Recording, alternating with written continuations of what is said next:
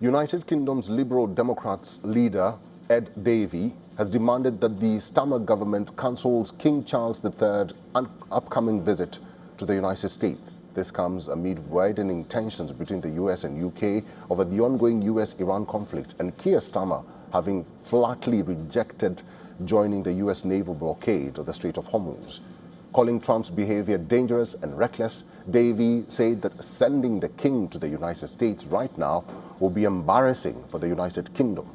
Ed Davey called the upcoming trip a humiliation and added that he needs to stand up to Trump by calling off the state visit immediately, and that means Keir Starmer.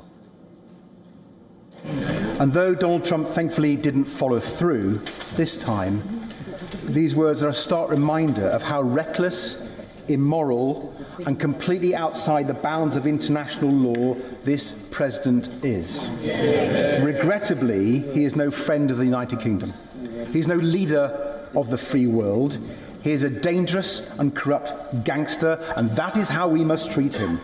So will the Prime Minister advise the King to call off his state visits to Washington before it's too late? Because I really fear for what Trump might say or do while our King is forced to stand by his side. We cannot put His Majesty in that position.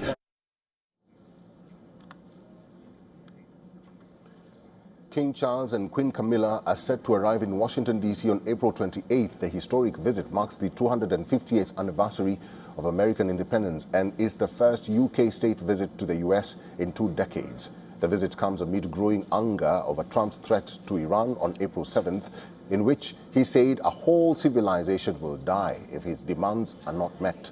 The UK leader also denounced Trump's plan to blockade the Strait of Hormuz. He said Britain must work with its NATO allies and the Gulf countries to bring an end to the conflict. And when it comes to Trump's latest cunning plan to blockade the Strait of Hormuz, that will only escalate this crisis and jeopardise the precarious ceasefire. So it's right that the UK is not joining Trump. And I welcome the Prime Minister convening a summit to offer an alternative to Trump's.